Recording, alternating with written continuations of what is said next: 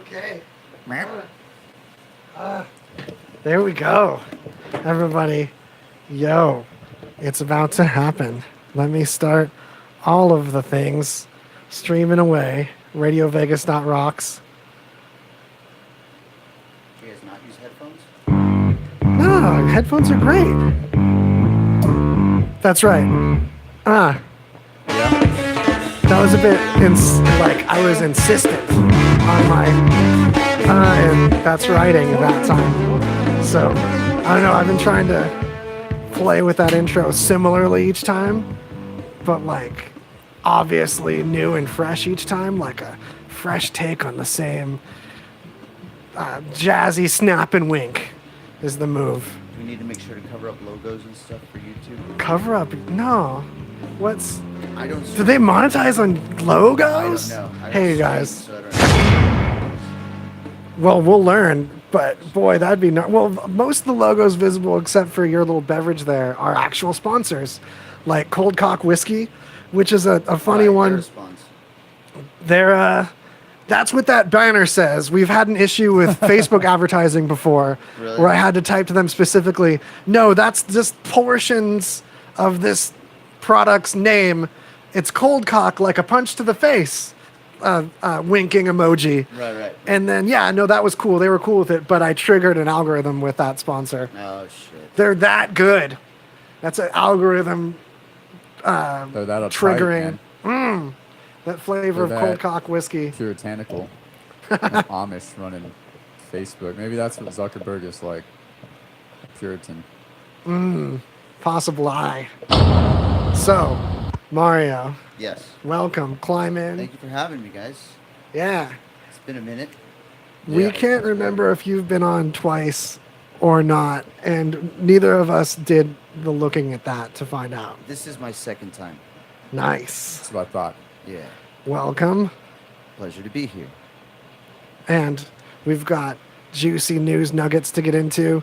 I'm curious what you're most excited. Look, you're chomping on the bit, Mallow, for what? What is it? Hold on. Yeah, the first one. I really got to bring this up right in the back because we always like cover this whenever it comes up. Our good old buddy, Billy McFarland, who through the Fyre Festival, I think it was about a year and a half ago, finally sentenced to 6 years in prison for multiple counts of fraud, lying to investigators, basically scammed a bunch of young, hip millennials, left him on an island in the Bahamas and shit. Left him there? Yeah, well, he was like throwing this festival, it's the Fyre Festival, Fyre, because that's cool. And he had like Ja Rule investing with him and shit. And they're supposed to throw this like huge festival on this island in the Bahamas. And then all these people showed up, and tickets were like $5 or $10,000 or some shit for these different packages. Then all these people show up, and there's like nothing there. There's like FEMA disaster relief tents and shit they're using like emergencies, like those little white dome tents. And then the food was just like these like cheese sandwiches, like on white bread. Where was like this? Prison style, yeah. It was in the Bahamas. It was supposed to be. I mean, it wasn't actually there, but it wasn't Haiti, was it? Yeah, and so like shit. Yeah, but he finally got busted. He's run a few scams in the past. And his defense tried to say that he had undiagnosed bipolar disorder, so he didn't know right from wrong. And so he's entitled to everybody's thousands of dollars. Yeah, right? Sorry, guys, I didn't know any better. Yeah. But the thing is, right, like, while he was out on bail, he started another scam and scammed like $150,000 off a group of people. Again already? Yeah. It's like an addiction at that point. Yeah, he's just totally a con artist, but he's not taking his have a conscience medicine, right? Is there? But yeah, now I'm wondering. He's like allowed to serve his for the multiple counts of fraud concurrently, so he's only getting 6 years when he could have gotten like 18 years. For fraud, huh? Yeah. Dang. I wonder how much money he actually like stowed away and like stashed somewhere. Well, they're like suing. I think. You know, he's got like. It was like 26 million or something. They're trying to recover from him. Whoa. And there's multiple like multi-million-dollar class action lawsuits from the people who went to the festival. So yeah, he's like, I mean, he'll just like once he gets out, he'll just like start a scam or something. But you can start a lot of scams with 26 million. That's a good lot of startup capital. So like Yeah, maybe right? he like diversified or like reinvested in his scam. But And- that's the thing. He like doesn't ever want to do it with his money. You know, he's like he's just gonna get other people to give him money, like Like our president. like poor Ja Rule, who just wants to be relevant again. Oh, When it comes to Ja Rule, innocent Ja Rule. So he Who's ripped never off up to nothing. He ripped off Ja Rule, or is he I don't know. Ja Rule's possibly? classic ripping people off. Ja Rule has a past. He's sold tickets to watch him perform. He's definitely ripping people off. yeah, but like Ja Rule was like his partner in this. And then when it blew up on social media, when people actually got to the island and it was like a total shit show, he was trying to apologize. He's like, "Oh, I had no idea, blah blah blah," and then like, I ain't heard nothing from Ja Rule since then. Like, I don't know. It's funny, but yeah, He's going back to his roots of being underground, huh? yeah. And he just wanted to have another music video or something. I don't know. We got a video. Have you guys made a music video? You made several videos, but have you made a music video? Dude, shout out to our Tiny Desk video that we got dramatically less hits on than our Tiny Desk video from the year before, but I think looks cooler. I don't know, but hey, I do know that we have better songs on the cusp that we're working on right now. We have a new workflow where we've been sending each other bits of music in GarageBand, where I can just USB to my iPhone with just the adapter that's normally for getting photos off of a thumb drive. Turns out you can get that for a few bucks online. Hook a USB keyboard, music style keyboard, to your iPhone, free GarageBand, record something to a tick, put some placeholder drums on it, and then Art, the guitarist in Greasy Conversation, the music band, will throw a guitar piece on it, and the same thing that we're both doing on our phones, or I think he might be doing it on a laptop, is like synced in real time. So I just go to check it and check out the same song, and his piece is magically in it. So you can be putting music together from like miles apart. That's totally what we're trying to do right now to speed up the next album, because there's some bits of chunks that we've been working on, but I feel like this will get it to where we can then do what we used to do in coming together for a rehearsal and taking like 2/3 of the rehearsal and having releasable content from it. So what kind of like, what is it you're getting from Rock Band? Like snippets of their music, or like, Yeah. or do you have it programmed where you can hit one of the buttons and hit a specific note? It's just straight up, I hear the count off and then I play variations on this lick I'm working on and do like a Gotcha. placeholder arrangement.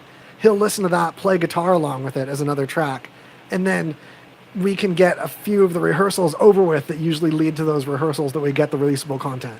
Because I'm not saying we are apart for months and then can come together and use something from a rehearsal every time, Yeah. unless, you know, it's been only like a month or so. Maybe we had a show. There's more rehearsal sequentially that we've done in the past compared to lately. So it's like a good way to fucking get caught up Okay. when we're coming from behind, yet we're sitting on some sick cards. Okay. There's some things that we were like, oh, I remember sitting down with you with that since the last stuff we've released. So that's when the good stew happens. When you've sat The on a good lick stew's for a the best minute, stew. and Yeah. you're like, then when you come back to it, you're really emphasizing the chunks that were the hookiest, that stuck with you the best, while still having the notes so that you didn't lose some good orphan chunks. Because there's some of those neglected, lovable chunks that you get on those first takes of things that we're reviewing. So that meticulousness, I think, is going to lead to some sick music with the next music video that we will have, because we do that. But in the meantime, man, our mediocre stuff on YouTube is so charming. And we have a tendency to be pleasant to listen to at our worst, Oh, that's a good quality to have. especially in the background. You put us on, get some dishes done, do some vacuuming, and I think that's what's missing in music Vacuuming music. for sure, because all these bands have someone shouting in your face, leaning over the edge of the stage, demanding all of your attention. But everybody's got a floor. Yeah, and that's why we only want a little bit of your attention. We want to just hang out with you in the background, talk to you, but you don't have to talk back to us. Let's just share personal, like share, close space together. And that's the uniform theme between the talk show and the band, as different ways of being kick it media rather than steal your whole attention, be your be all end all media, which is not the majority of media I think people consume anymore. I think the majority is things that people put on while they get some stuff done, because they can choose so many things and put so much on. Only a small part of that's going to be their main attention, and I can't compete for that. That's like Lord of the Thrones time, Right. when they're watching that Lord of the Thrones. I'm not going to compete with that. So thanks for asking a question that led to excellent plugging. Excellent.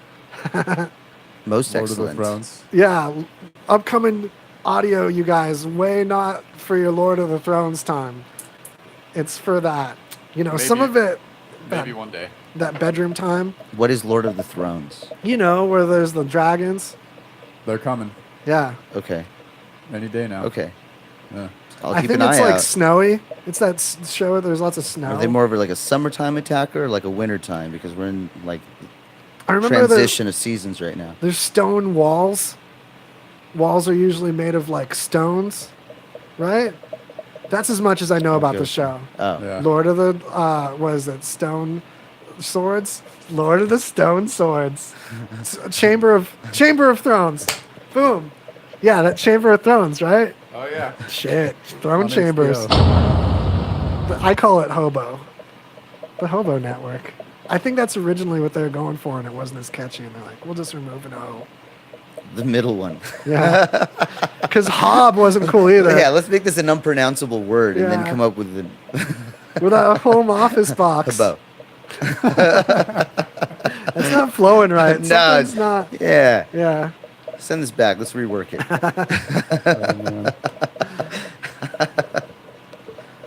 I'm so proud of the mental state that we've.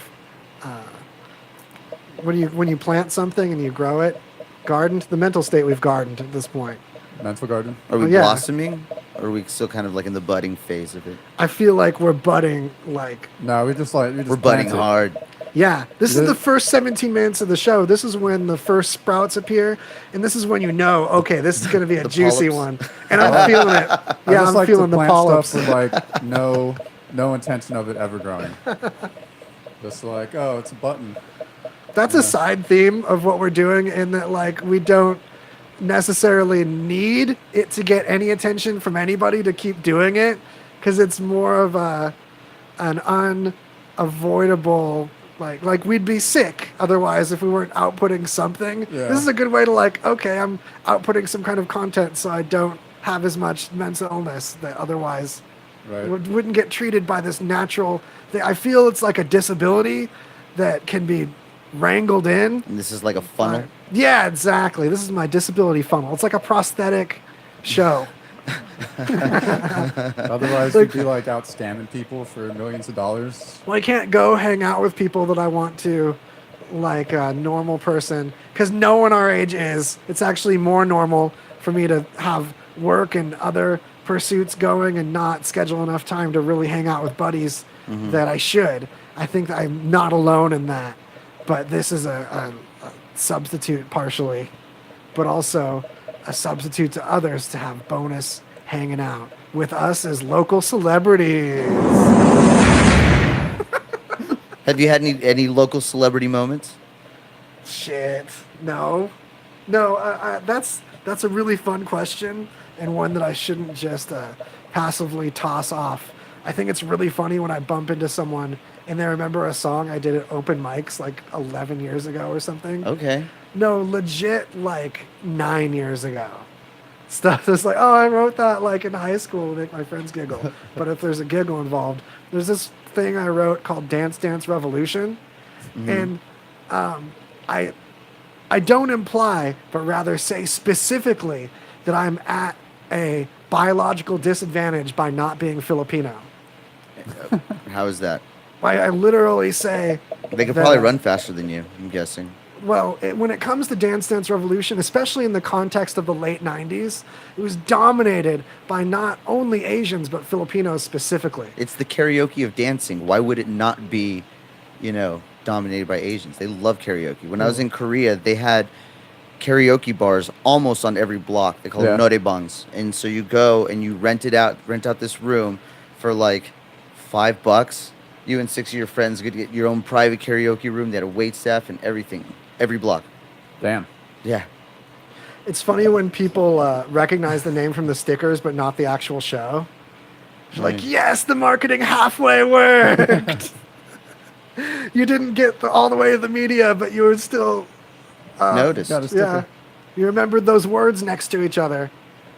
That's something I feel is a fun reoccurring theme too, is having a wall missing and really talking to other people that aspire to do the same media creation that we're doing on the regular obsessedly, because those are my favorite people to follow. I love on other podcasts and such when they'll talk about their struggles with doing it, and Lord knows just getting the YouTube stream to work consistently, where now I'm just like having like a hot rod party since shout out to Jay and the Rockin' Comedy Show got For the extra together, bandwidth. got extra bandwidth, but we couldn't have done it without sponsors backing up the station and people peeping in. That I really appreciate whoever swings by and at least listens to us for a second, even if you don't check out any sponsors.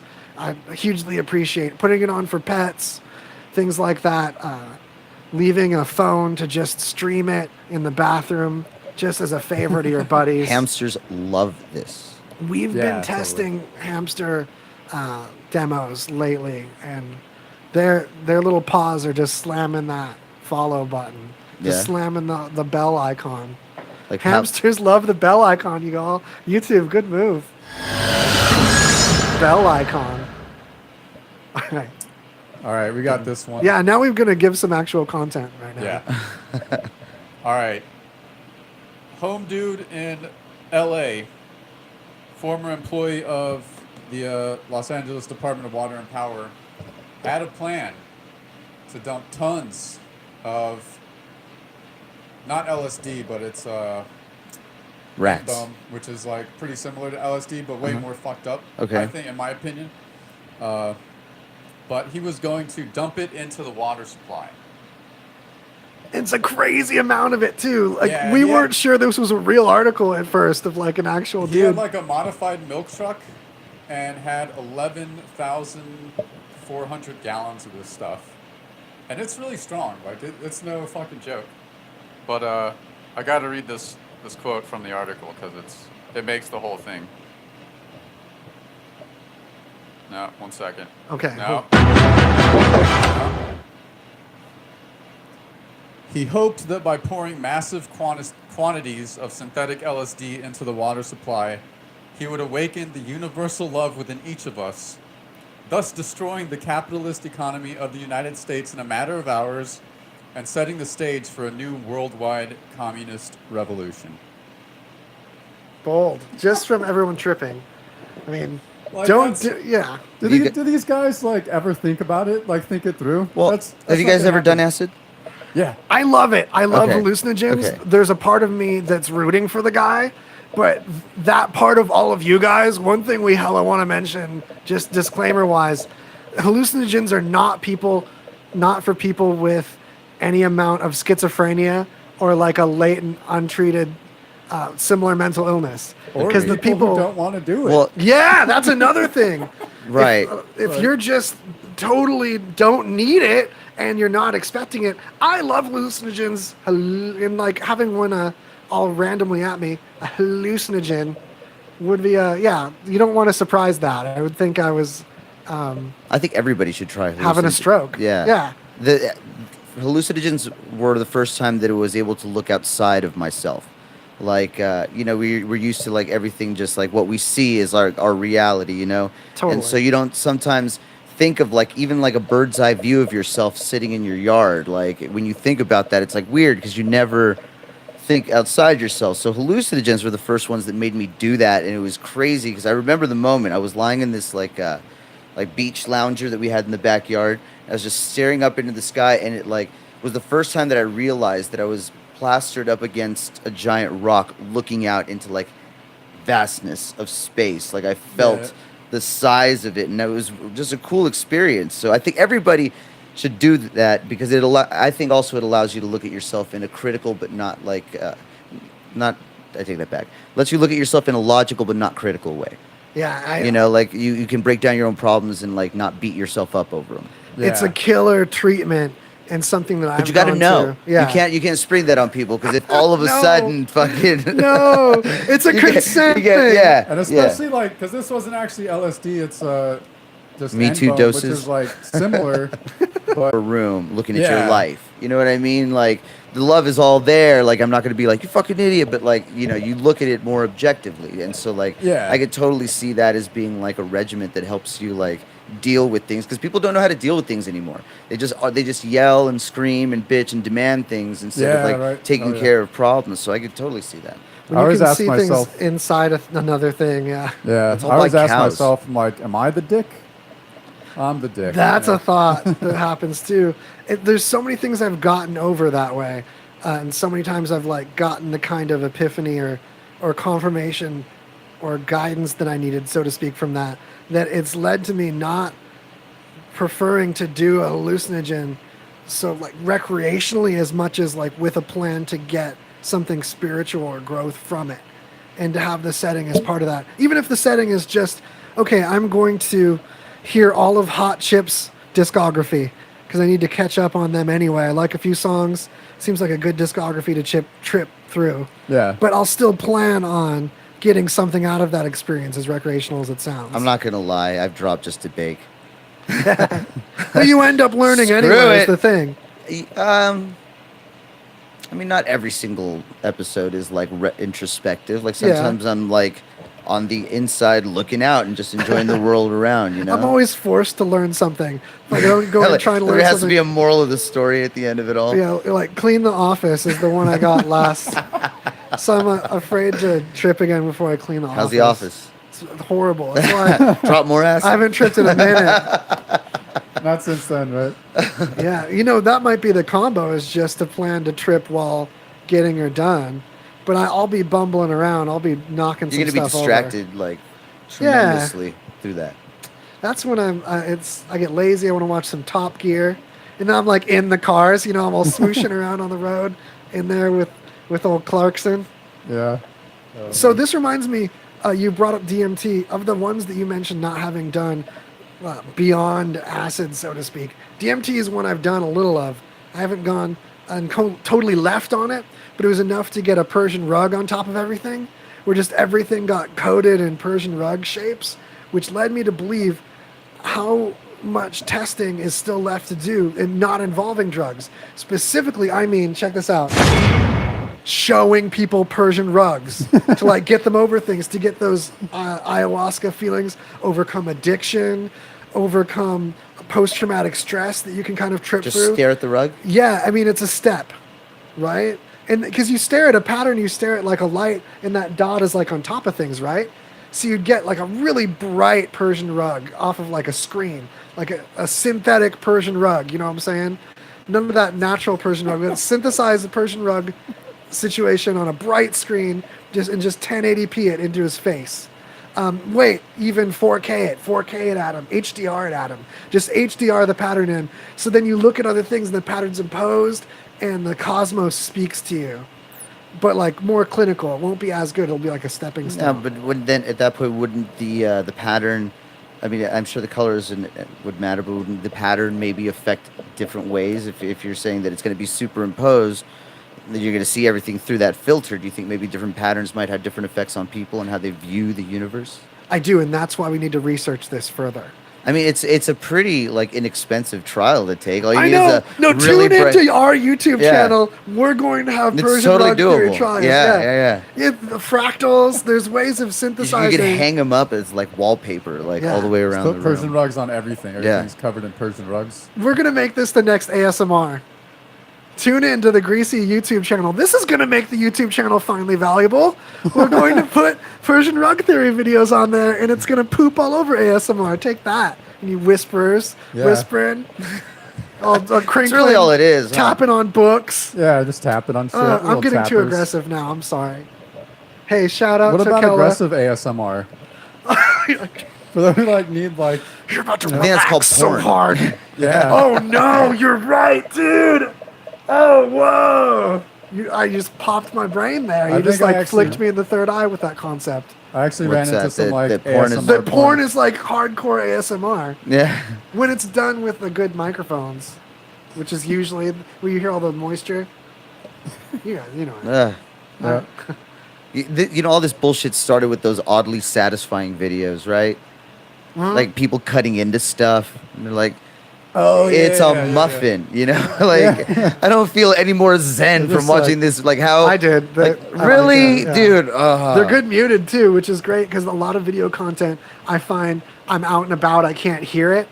So video content that works without audio, I mean to say, is very valuable. That's why subtitles in funny videos do really well. It's not just subtitles make it do well. People are making content thoughtfully that will work silently well and have few subtitles as well. And that's like a baller move. Well, see, I don't know if I would have found the oddly satisfying videos more satisfying if they hadn't told me that they were supposed to be satisfying. Still counts. Well, no, because see, like, when they say that, I'm like, all right, so what's so satifying about this? And then I don't feel like satisfied because I'm like, You're being they're too playing skeptical, they're man. playing with Play-Doh. You know what I mean? Play-Doh's rad, man. I'm not saying there's anything wrong with Play-Doh, but like I've never. It's a bad like, example too, because I don't feel like I would just rather be playing with the Yeah. Play-Doh rather than watching somebody else do it. I know the Play-Doh one, like the cutting Play-Doh. I felt like that was not very satisfying. It's like a watered down vicarious like living video. Like, It's Yeah, like yeah. someone handed why don't you you the bake a cake and Samsung- cut it, or why don't you make some like goo and hold it? You're like they have recipes for this. It's fucking internet, the age of fucking Yeah. all information. It's like someone handed you the Samsung VR and was like, "Hey, VR," and you're like, but you never saw like the good VR, like the ASM, not AS, but the strangely satisfying when it's like a milling machine or something that like is churning something out of some grindy things. I don't know if this makes me sound violent, but those are really cool looking. Where it's like Play-Doh through this thing that makes noodles.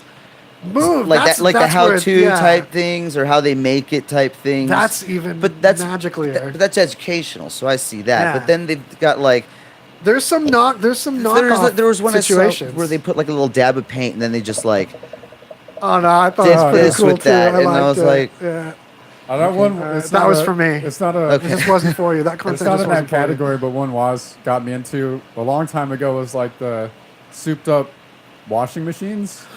Like the Oh, floating- dude, or look this up, you guys. Brick in a washing machine. yeah.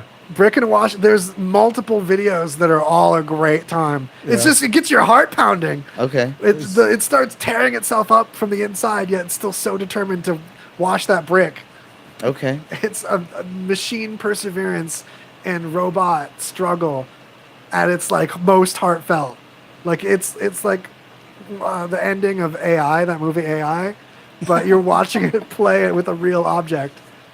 It's hard. Like you'll want to turn It's away. intense, man. Brick in a washing machine. But it's also relaxing. It's very cathartic. I love it. That's like my go-to when I'm just like stressed out. I'm like, brick I and could washing sleep machine. to it. Yeah. Yeah. Yeah, you could sleep to the So a mechanical brick screams. in the okay. Brick in a brick in a And dryer. a dryer. Both those. Is this like a I think two-part brick series? in a dryer is a stronger SEO, to put it that way. Also, Kella asked what we were drinking. It's just some Bud Light, but it's Raiders edition because the Raiders are coming. Yeah. I mean, I'm totally excited about it, you guys. Come tourist. I'm not particularly excited about football or all of the trucks that cut me off on the freeway with Raiders stickers on them growing up in California. But that aside, where our economy totally needs it, especially with sports betting. Nevada's lost its monopoly on sports betting. Yeah. So you can bet on sports anywhere now instead of having to travel to Las Vegas to do that. So we need a draw like a national sports I team didn't kind know of that. thing. Yeah, that's dark, dude. Go Raiders. Yeah. The Raiders. So pity us. Come tourist it up here. If you're not already here, if you're here, tourist staycation, buddy. Come on, get in there. How much are the tickets supposed to be for Raiders Stadium? Do you know? I don't know. Golden Knights. Just go to Golden Knights anyway, because I like that sport better. I have no negative connotation. It's bonded and united random bars I've been in and throughout. Go Knights. I've only been watching hockey for like maybe 5 or 6 years, and I remember the day I learned to love hockey. We were watching a playoff game, and it was like the most fierce. It was a game 7, and it was like one of the most action-packed things that I had ever seen. And some dude gets sent to the penalty box because I'm learning, and I'm like, what does that mean? What was the penalty there, or the foul or whatever? And they sent some dude to the penalty box, and I was like, well, what happened to him? He's all, that's called embellishment. I was like, what's embellishment? He's like, well, if you act like a pussy and or try to fake it, they send you to the penalty box. And I'm like, now that's a sport that I could get behind. Right. You're watching people get out with like turf toe and like, swollen knuckles or whatever. And these guys are taking pucks to the face. And if you act like a little punk about it, then they penalize you for it. That's true sportsmanship right there. Like, that's institute that in basketball. Those dudes always like faking the foul, like flopping and shit. how many points a game are from the free throw line in a basketball game nowadays? Like, it's a sport now to draw the foul more than it is to make the basket. Strategy. That's but see, I don't like that. I don't like that way of playing basketball because I feel like it's a manipulation of the rules. If the goal is to make the ball into the basket, that should be the goal, not like, can I make this guy accidentally do this so I'll have 2 free shots? Or can I make it look like he did it? Yeah, exactly. That's like a shady way to play. But that shadiness and that extra layer of strategy, honestly, is, I believe, part of the draw of the drama behind what makes the big sports big. I feel is always I feel like you beyond just the want to play. argue that point with me. Yeah, that's fun too. Excuse me. Oh, also we have a tradition. If you're going to like burp or cough, if you turn it into like a muted, distant scream, I'm testing. I think that makes it more palatable. I know when I listen back to podcasts. You mean palatable, like you could taste it? Mm-hmm. But like in the liking it way. When I listen back to our show and other shows, I find that those accidental human body noises are much better if it sounds like someone suffered for it. So I'm not like, ew, gross, a burp. Which is sometimes burps are funny or whatever. I'm not like anti-farts or either. But I like it better when I feel like that person also suffered somehow too. Like they had to scream distantly in the background to get over part of it. What is that like what is that? Schadenfreude or what? Boom, exactly. Schadenfreude. Is that what it is? Okay, exactly. where you're like, hey, glad it wasn't me that tore a hole in my pants. I'm trying to trigger that. It's one of many psychological games I'm trying to play on not just our audience, but us to entertain them with the games we're playing with ourselves. And how considerate of you that you're like brightening people's day through your suffering. That's exactly the intention. That's like apostle-ish. Whoa! That's that apostle sound. Hey, and they proselyte, and you can proselyte too, and get free stickers and also free smiles from us by telling other people about the show, which is the most important thing that anyone could do regarding the show. Besides buy stuff from the sponsors. Oh, shirts! You guys, you can't get this shirt anymore! You can't even get this one unless you have like a special conversation with me because it's out of the store. There's already merch that's gone forever. Just like the Banksy art piece that just shredded itself. Oh.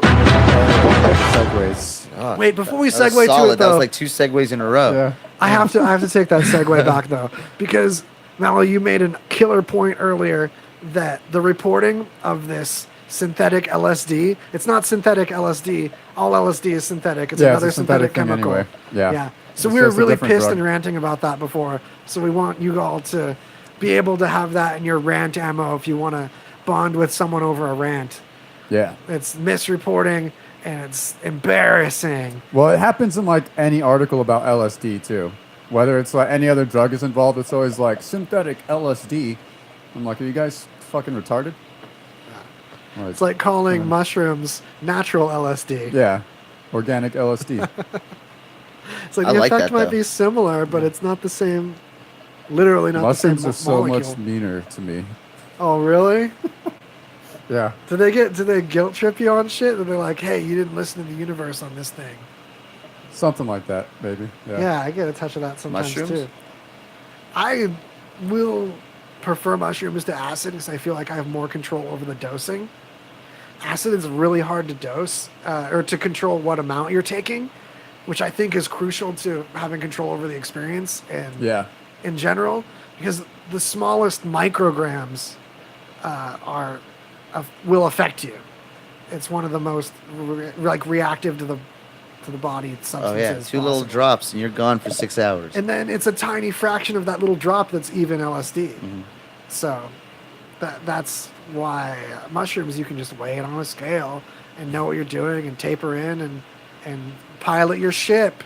Unless you just have like a bag of them and you're like, forget, and you're just like, oh, potato chips. That's also remarkably safe to do, although I don't advocate it unless you're super confident about stuff that your secrets you're keeping from yourself. You don't think can you OD on mushrooms? I've never asked. No, Yeah. I mean, you can, but the toxicity, Super hard. yeah, it's You can't afford it. Yeah, no way. Dude. Dick. You'd have to eat like It's cost prohibitive to OD on mushrooms for sure. Yeah. The LD, what is the LD50 is crazy high. You need like a it's garbage something bag ridiculous. Okay. Yeah, it might be like 1 pound. You'd have to eat like per pound you weigh. Not that you should Per push pound it. you weigh? Yeah, it's like and like Okay. You have to become You- part mushroom. you're not. Yeah, exactly.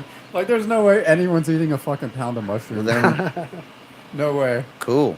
Like you All just right. get so you just nah. But who knows how long you could be gone pushing Yeah. it. That's the thing. You Now, might is it not die, but you might rewire so much over so much time that you've just rewired yourself to stay tripping. Would it be a time thing or an intensity thing? Because, like, you know how with Both?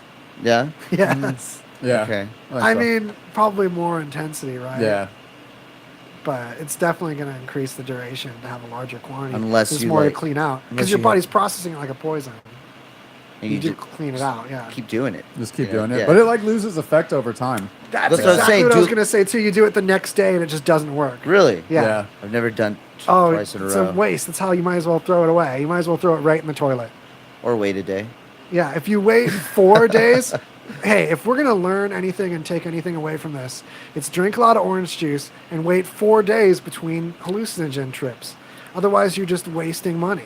Because with my slow ass metabolism, there's people that can trip within a day or two that can process things quicker. But you have to be like doing wheatgrass shots, 5-HTP. You definitely want to spring for some 5-HTP, which is a precursor to serotonin, to rebuild all the serotonin that you deplete. Also, sleep. If you mix this with some kind of stimulant and then don't sleep, you're going to get extra crazy because you only make serotonin in your sleep. So you're going to run out of it and not process anything clearly. Because you don't have any of the juice you process with. It's like trying to run something hydraulic with no, power steering fluid, and the steering wheel just doesn't want to turn. All right. Ta-da! So back to Banksy. Yeah. This is great. So Sotheby's auction, let me paint the scene. The moment this print from about 10 or so years ago. It's the little girl holding the balloon. Yeah, it was from about 12 years ago. No, 2006. I got it. I'm doing this from memory like a total renegade right now instead of pulling up the article. But I've been stewing on this. I actually stayed up really late last night. A big chunk of it was diving into this Banksy thing. Yeah. Nice. So I'll save you all some time on some of the controversy that's going to come up about this. That's only now beginning to be talked about. So no one thinks that Sotheby's was in on it. Everyone Yeah. thinks that Sotheby's got pranked too. But there's this 2006 print. It's an original print, so it's his spray paint on it. I'm calling it a print because the stencil work means that he could reproduce it. But it's considered an original piece because it's original ink, original paint from the can. Yeah. So it went up for auction. The moment the gavel dropped, it fell downward in its frame, and the bottom half of it slid out of the frame shredded. And there was one dude with these thick glasses with thick sides on them that e3e4 blog on YouTube, shout out, mentions might have a spare camera in the glasses just to be safe. He was the only one holding up a phone and already on the piece when this dropped.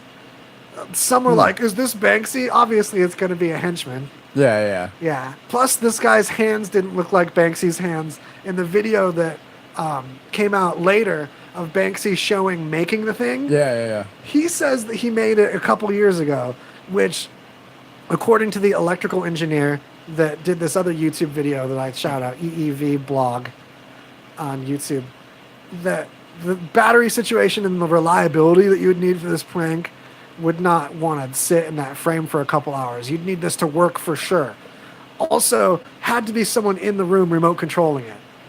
That's what I was wondering too. Like, how did they do it right at that moment? It could have been cell phone dude with a remote in his pocket. Could have been someone else in the room waiting. But most likely a radio frequency remote that they tested. It's like easy modules you can get to either hook to an Arduino or do it for something simple like this. You can get the module to just close a contact, or more likely RC car stuff, like low-level one-channel like you'd use for a drone or a hobby aircraft. That's actually probably what it was because of the reliability factor. But it had to have been put in there like not too long ago and swapped out, or someone on the inside at Sotheby's, or someone, most likely the original owner who got it in 2006 from Banksy himself was totally in on it and was there orchestrating this just before it went to auction, most likely. Because that's its only provenance, as they say, of like where the, or provenance. I don't know if it's pronounced differently than like, I didn't, you can Well, look it's up interesting because the I remember reading pronunciation. about it when it first happened, and people were talking about it might be worth more. Yeah, it's definitely for After it sure got- worth more. now. Like, that's crazy to me. Like, it's a shredded work of art. Because it's now in the history books as the most expensive performance art Oh yeah, that's right. instance. So now it's a prop in a cultural event that occurred, making its value just ridiculous. The performance art. So it's a performance art piece now too. Also, so I was getting to something weird with this video that Banksy made, showing the guts of it. This video had to have been, I'm guessing, put together after this thing was already built, or maybe at the same time, but definitely full of weird red herrings that I don't know why they'd be fake. So he shows the shredding part, and all the razor blades are really obviously sideways, where the paper would just bump into the side, the flat side of the blade. Whereas a similar art piece that I want to talk about in a second uses the same style of razor blades, but sideways so that paper goes right into them, which is probably what his did to do it so cleanly and so quietly, because the ambient noise is not like a shredder guts or anything. It's pretty quiet as it's doing it. And where the way it stops seems to be on purpose too. That was my only like weird thing. Like, why wouldn't you shred the whole thing? Well, I think now it sits as a piece, and I don't think he truly wanted to take it all the way and destroy the thing as it was bought. I think that he understood past that this would be a performance art thing if it stayed together as one unit. So it's forever frozen in the process of shredding itself. Gotcha. Not only that, Maybe that was his. Well, obviously that was his original. I'm thinking that was part of what he thought out with it too, for sure. Also, it's interesting that the very bottom of the piece has a crinkle in it, as if it was Already loaded and ready to go. bingo. And that's part of the picture that was covered by the frame too. Yeah. So there's a lot that you can figure out with this, but a lot of people are going to be discussing, especially with this weird, doesn't have the right hardware in it, has two motors in opposite weird spots, like inside of the frame that he shows later, that can't possibly be how the inside of the frame really is. Oh, and there's also this piece from someone that, I don't know if they were a collaborator, or like an influence on the piece, or if it was completely parallel thought. But this guy, it's in the notes. What is his name? Farewell. Farewell is another street artist that built this thing that's basically a piece of wood with razor blades in it. It's actually X-Acto knives. They look like the triangular X-Acto knives that I've been saying is razor blades. You wouldn't want to shave with these fuckers unless you really got a steady hand. Oh, gotcha. You're good at modeling. Okay. So, or crafting. If you're a real good scrapbooker, maybe you can X-Acto your face. If you paint a lot of tin soldiers, this might be. Yeah. Yeah. So they're in this wooden thing, and then the wooden thing has 2 suction cups. And then there's these advertisements that roll vertically and roll to a new advertisement. So he opens the panel on it, sticks the suction cup wooden thing to there, and each time the thing rolls, it shreds itself one more until the whole thing's just full of shredded advertisement inside. It looks pretty cool. You can see the lights behind it. And he did it to a few of them, but apparently had permission. And it's like an art. They're like considered like modern art statues now. Shredders. Your eyebrow about that was great. That was like the pretentious. The ultimate skeptical. Yeah, eyebrow. like that pretentious stank detection, like Yeah. that. You're like, okay, Yeah. I see. This fucking guy. I see what you did. This fucking guy. And I feel like the moment you try to put a price tag on art is when it becomes pretentious. Yeah, it's really crazy, like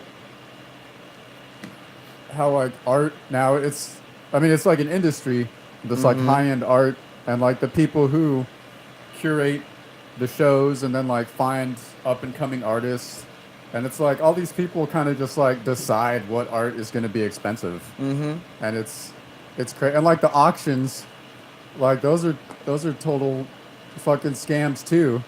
They're like, oh yeah, we got someone on the phone. Oh, what's your bid? 5 million? Oh yeah, 5.5 million. Yeah, totally. Yeah. For a good story of someone gaming the system, Banksy's documentary on Netflix called "Exit Through the Gift Shop." Yeah, Shout that's out. a good one. Yeah, That's why you're saying about his video about putting the shredder together is filled with red herrings. for sure. I feel like he does that. just for fun. Yeah, like he always does shit like that. All right. Nice though. Kudos. I got a good one. I think you Okay. guys will like this. Awesome, because we need to spread up that doesn't make sense. We need to speed up. We need to chug these news. We've got so many good newses to Let's roll news. around in. Yeah. All right. A janitor who worked at a sperm bank suspected of fathering 20,000 children.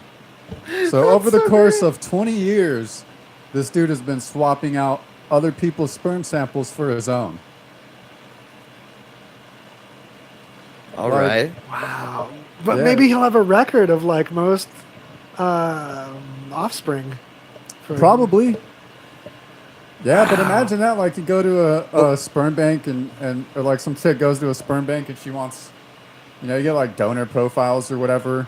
And nope, just the janitor who works at the sperm bank. But what Sorry. if was he making more money as a janitor than he would have if he just donated frequently? Like, because he could have been They getting. they limit how much you can donate. Really? Oh yeah. Otherwise, people need career. Yeah, right. It's like, oh, Make wait, it you mean, all- you mean I can make a living? Hold on, jacking guys. off? I'm in for an 8-hour shift. Yeah. I'm just thinking like everyone that lives within 4 blocks of this sperm bank has kids that look like Louis C.K. It's just like So, a whole army. Red-headed albino Mexicans. Yeah, you don't Right. see a lot of those running around. Like something's unusual with the distribution of genetics in this one area. yeah, it's yeah, just crazy. I don't know. He may serve 18 as low as 18 months and up to 3 to 5 years in prison for this spreading his little pot-bellied demon vampires all over the place. I feel like there's another one that's really similar. I feel like that that's related child to support this one. situation is gonna suck. Yeah. Oh man. You know, like Because I mean, could all those chicks like sue him, or would they have to like sue the sperm bank? Like that sounds like a legal quagmire. Well, there. here's the thing: is they'd already planned on having the sperm donated, so they can't say that they were robbed of anything like monetarily, but they can probably say that that they didn't know they weren't getting the sperm that they wanted. Yeah. Like that would have to be like what the case would be, and that would probably they'd probably sue the company for hiring the guy, and then the company would go after the guy also. And like keeping him on for 20 years as he's like swapping out samples. Like, they don't have any cameras in the place, or I mean, he's the janitor. He probably knows like the good hiding spots, so he can take his little Jugs magazine, you know. Like over to the corner. I wonder how many times he won Employee of the Month. Like everybody's like, he is always in such a good mood at work. This guy, you just can't bring him down. Right? Don't tell me you haven't had one of those Gold jobs. star. Gold star. You've had that job, right? Where it's like the job you- was so boring that you just totally had to have like a baby making practice on the lunch break just to make it through the day with a positive attitude. Are you asking me if I've ever beat off at work? Well, not necessarily in the building you work, He does on the Rocky Comedy Show all the time. but Right here, possibly like on during the the show. clock. Yeah, Jay's trying to call me out for doing it on the show, and you know that I'm not that much of a poker face. That would be impressive, though, You have if I could just like sneak a moment. Right? It's like, I've been jacking off this whole time. like a what was that Yeah, just kind of a- whiff type face It's like a movement? Taste, Yeah, okay. Yeah, taste of the jungle. The jungle. And welcome to the jungle. Oh, man. Does that play in your head when you masturbate? Depends on where I'm Welcome to the jungle. at. That or Photograph by Def Leppard. Just the chorus over and over again. And then that part where he's all, I want to touch you. Toot, and those drums goes, ah! That is That's a tender moment, That's bro. the come down. That's the where you slide back down from the plateau. Gotcha. Yeah. Gotcha. The How dude, do we get on that? he did keep, Oh, it's sperm. Yeah, okay. he go on. did keep bragging that half of the clinic's babies were his over the period that he worked there. Is that how he got caught? What a stupid, I don't know. What a stupid I have idiot. such a great related article. You guys get excited with me. Hold on, get ready. All right. The first fatherless mice are born. These baby mice have no dad biologically. So stem cells were taken or something like that from a female mouse and used to turn into a sperm cell. Like you can now create a sperm cell in the lab from the stem cells that you create from another cell. So I could get like a cheek swab from you and like make a baby as if I had some of your sperm out of you almost. They just did it with these mice. They got a cell that was not a sperm cell somehow from mouse A, and this mouse, she somehow had sperm with her genetics in it created that impregnated this other mouse. I think the impregnation probably happened in a petri dish and then went into mouse B. That's usually how this in vitro stuff goes down. I don't think there was any like mouse turkey baster situation. They weren't giving it to her. Mousy style. No, which is a cartoon like Rescue Rangers style. Sounds endearing and hot, but in real life, real mice, they can't consent the same way. But they did have a kid together. Rescue Rangers Chipmunks. Yeah, I remember. Chip and Dale. And Gadget. Yeah. How many episodes are we going to bring up Gadget? All of them. One of my first crush. She's holding that big old wrench, same size as machines, all tight, She was tight nose fit. machines. Yeah. Yeah. Goggles. Dude, She in the does 90s. stuff. Do you guys remember how hot goggles were in the 90s? Goggles. Goggles. Remember chicks would wear goggles on their head, sometimes a floppy hat and then goggles on the hat. Do you remember I that shit? don't remember. This was early 90s. Tank Girl. Tank Girls one. Another one would be that Four Non-Blondes song. Oh, I got Do you remember the video? Okay. Sorry, that's in your head now. But she's got goggles on her head the whole video. Big rectangular goggles on top of a hat. So, Gadget had goggles. Bitches with goggles. Hey, shout out to the ladies listening. You know what to get your man, and it's something for you. It's an accessory, some sexy goggles. Oh man, that's going to the merch. Our merch has got to have sexy goggles now. Sex. Because man, I feel like that's the new fishnet stockings. Is tossing some goggles on. You heard it here first. Goggles are the new Uggs. This winter, goggles on, ladies. Get ready. I'm posting examples to prove my point on this. This guy. I'm getting a little bit manic.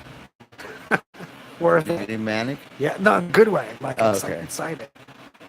You know how that goes. Yeah. Do you find yourself trying to get too excited as you get older? Because the more excited you get about something, the more you get like withdrawals and just chemically depressed from the pushing on the sides of the.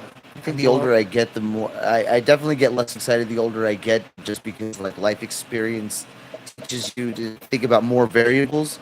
So you're just more like, hey, I'll believe it when I see it. You know what I mean? So Yeah.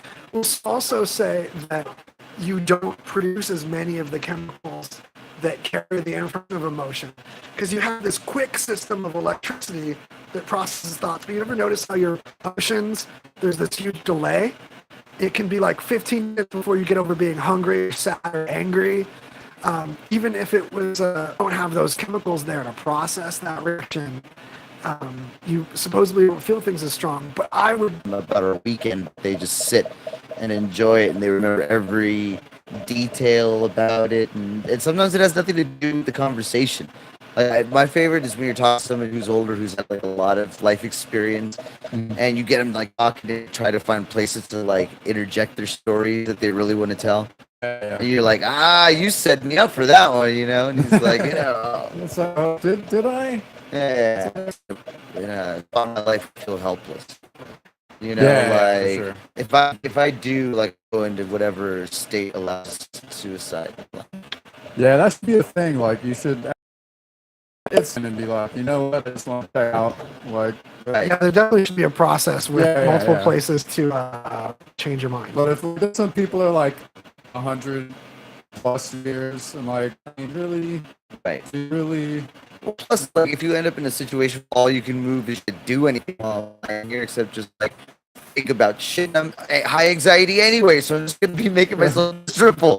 Put me out of my misery, fucking.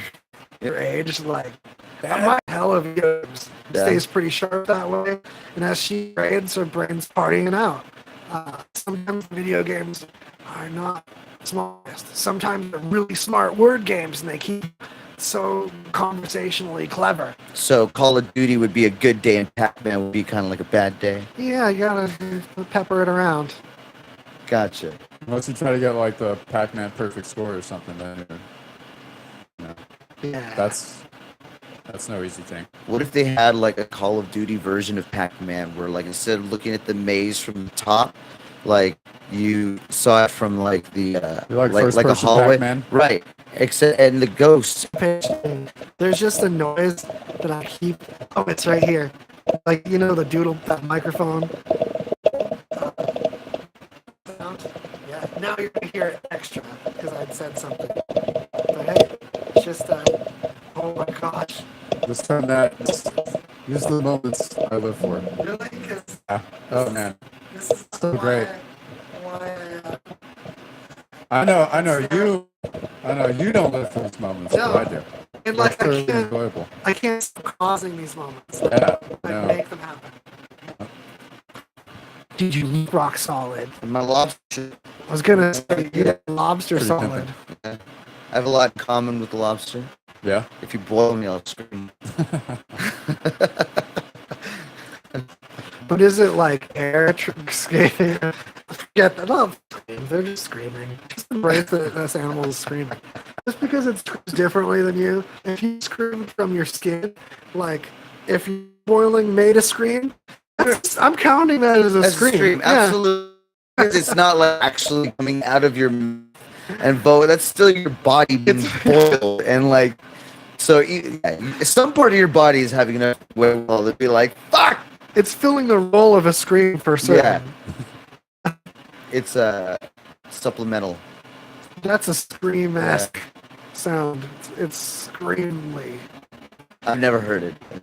Okay, so I've even more on this genetic-y topic in that beyond the mice that are both female that had a kid, there's this other, oh man, I had the wrong thing queued up for that. Okay, so the very bottom thing, man, you should read that title, holy poi.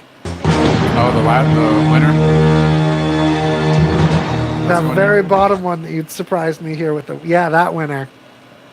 So we got a real winner here, boys.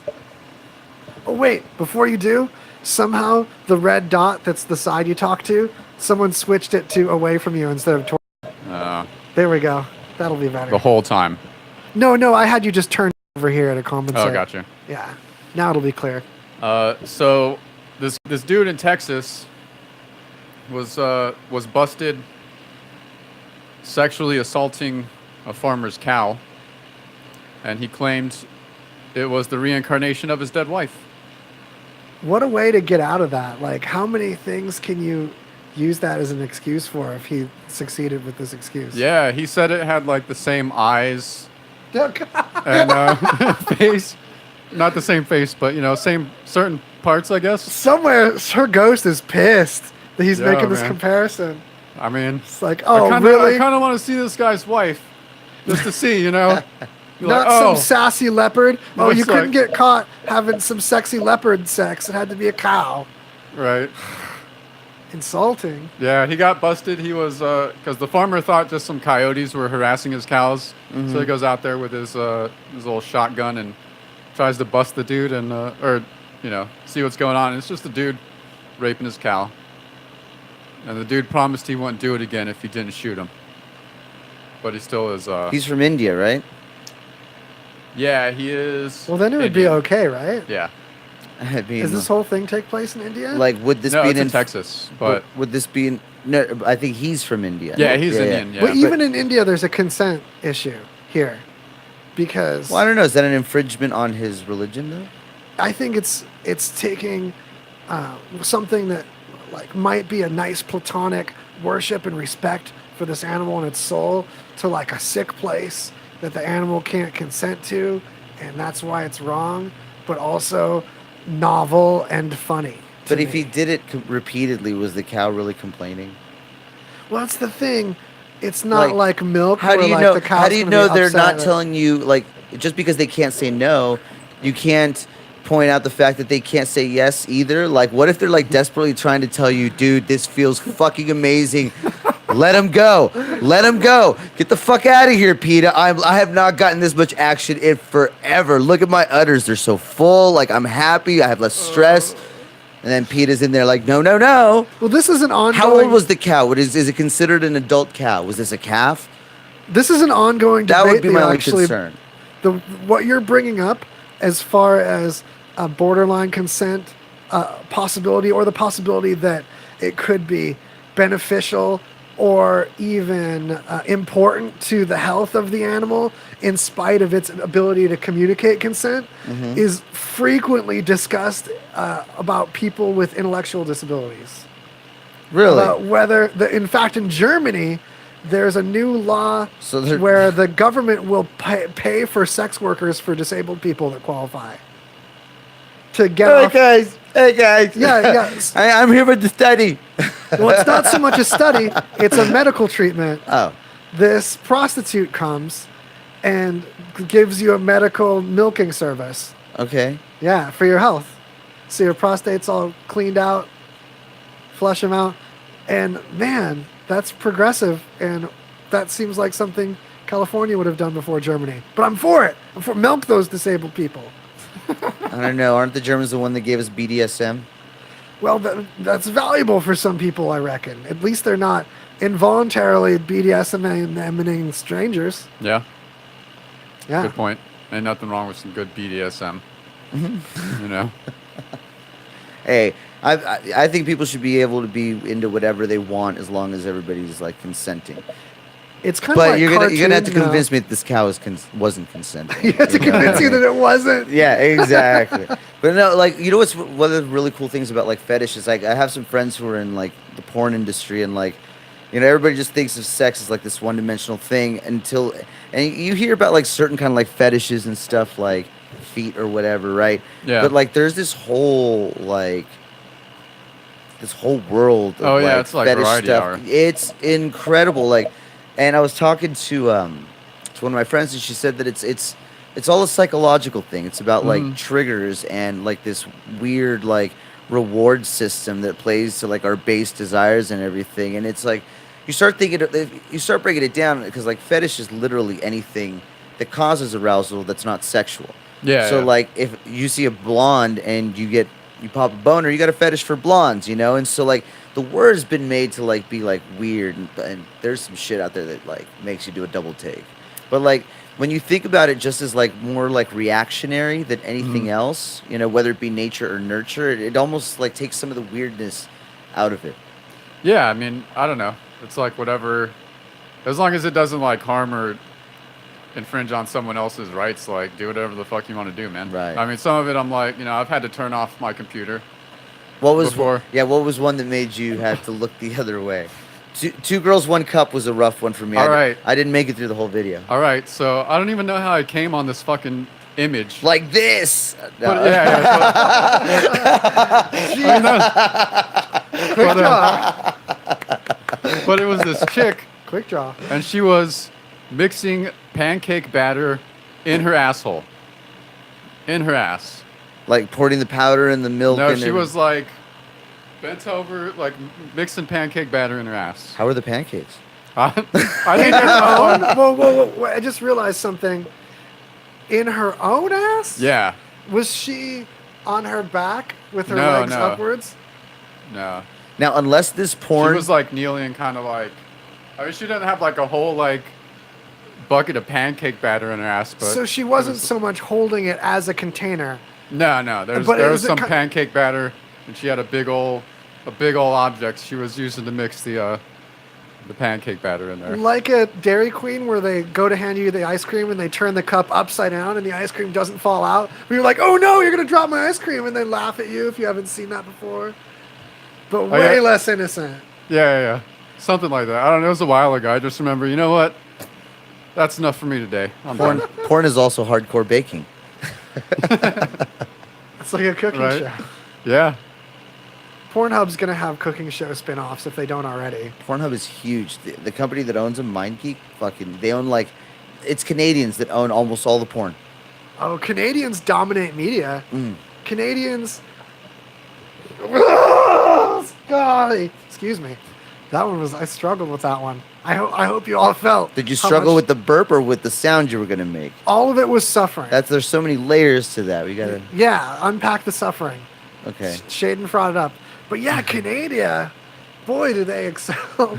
It dominated the early days of animation. Few people know this, but the majority of animation done commercially, say like in the early days of Saturday morning cartoons, or just beyond the early American innovators, the people that took animation and ran with it were the Canadians, to where this day they're a hub for commercial design, graphics, and animation especially.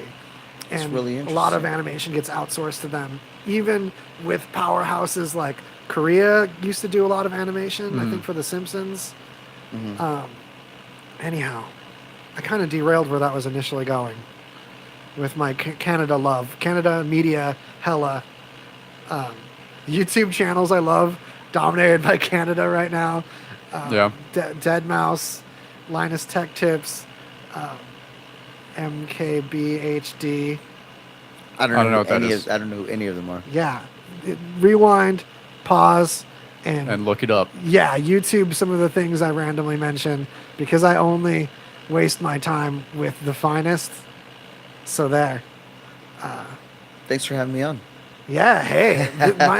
Maybe what I derailed will be great to tie back in at the tail end of the thing we do in the middle of the show, which is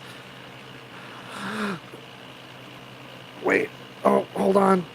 All of these are ready for just, hey, you know what? Okay.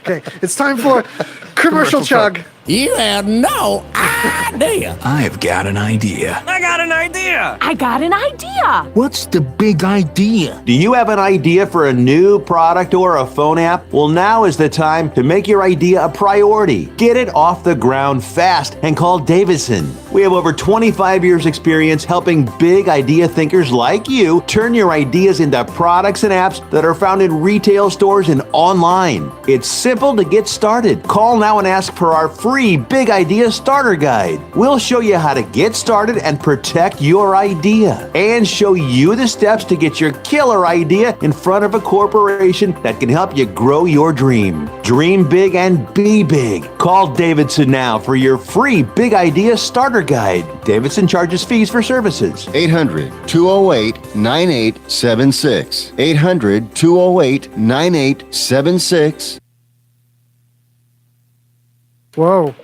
Whoa, howdy. Holy crap. So Davidson Big Idea, the thing is that you can use them to holler out a product or app or service.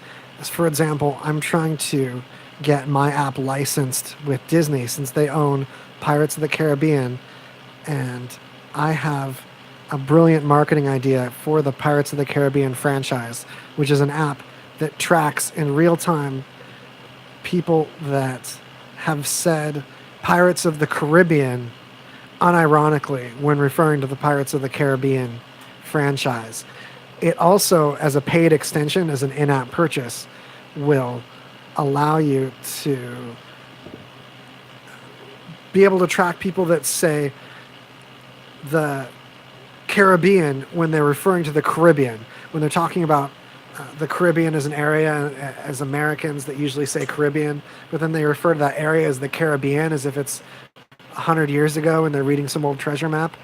Those people will be tracked too, but that's an in-app purchase. So that's my franchising marketing thing that Davidson Big Idea is going to help me out with. Taxes though. So we have a tax for person that you can just holler at them over the phone and your taxes happen. All week. We do taxes every other day. Get ready. This is the number for them. Taxes. 800-917-8546. That's 800-917-8546. But what if your credit's all wangly dangly? If you've got that wang dangle of a credit score, then you can call this number and they'll help you negotiate with your creditors. So please make this free call and change your life. 877-857-1286. 877-857-1286. That's 877-857-1286. That's right.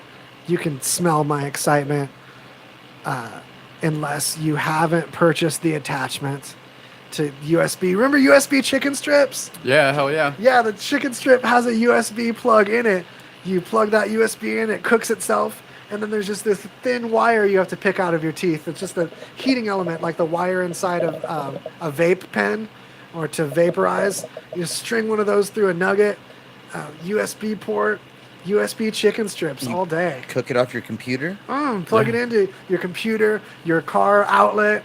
Just let it sit in its little metallic reusable, like the cardboard box you get with chicken strips, but it's like a metal one, so you don't pollute the ocean.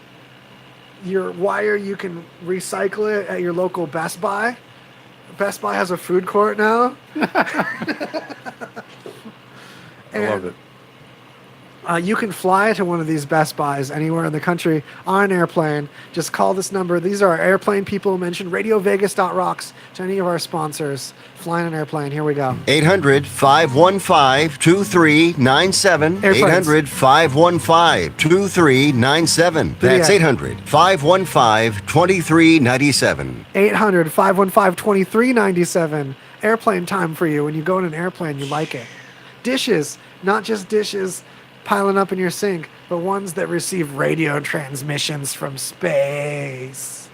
So you have beautiful content that you can put on for your pets to feel less alone while you work and leave them neglected. 800-293-0328. Dish. 800-293-0328. 800-293. Just 293. 800-293. But what's the last four? I'm teasing them. There was 03, 2, and then 8. 8 is the last number. Now, backwards, that's 8230-392-008. That's worthless. Don't dial that Don't number. dial that one, yeah. Rewind and get the first one that I dialed into you with my words mouth of numbers. And National Treatment Advisors. Hey, who knows? I'm acting like I need these people terribly right now. 800-961-2480. Addictions. 800-961-2480. 800-961-2480 for all the people that you can gather around you to help you stop wasting so much money on drugs.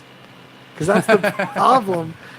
That's the prohibitive part. That's more definitely than the anything. problem with drugs. The price of them. Yeah. Golly. Moses. That's that for the ad people, except for strip and dip chicken is killer. Mention RadioVegas.rocks at them. You dip their chicken strips. You don't need no fancy USB wire until we've got that. We're working on integrating that. Once the production ramps up in China, we get this little tariff thing, work around, we take it through Italy or whatever we got to do. Then we're going to get strip and dip, going to plug in their chicken strips all day. You're going to need like those, you know, those slots where you put a whole family's worth of tablets and they all USB charged in this slot thing. Each one's going to have a chicken strip, 2 chicken strips in them. It'll be like a filing cabinet of USB chicken strips. All right, back to the news. All right. One thing it's not on our list, but it happened pretty recently. Kanye at the White House. Oh, I haven't. Did you guys dig into that yet? Oh man, you got to listen to it. I'd love your touches on it. Kanye is in the Oval Office, and it's a whole like press thing. There's like tons of fucking cameras, and I think he wanted to talk about I don't know, like reducing or fixing the prison system or something. But Nice. in good Kanye fashion, that's like not at all. I mean, he does talk about it a bit, but he goes off on quite a few tangents, and he just like for like 10 minutes just does not stop talking, man. You're like, that's the Kanye I know and love. Do you guys remember when you first discovered that there's no such thing as adults? There's no such thing as what? Adults. Oh yeah, No yeah, such yeah. thing as grown-ups. Yeah. Expand, please. What do you mean? You don't look at Kanye and Trump in a room together, as talented as they are and what they're good at. I mean, I have no problem admitting that both of them are way smarter than me at certain tasks, but I feel like my dumbass can really, if I were to get an honorary diploma at a university for something, I would be more likely than both of them teaming up on anything that you could actually get a diploma for. No, I don't watch them and feel smarter than them, but I definitely don't feel dumber than them. Well, no, or the No, I kind feel like totally smarter than them. I said that wrong. Yeah. I watch that and I immediately feel smarter than both of them, and one of them is the president, and that's scary.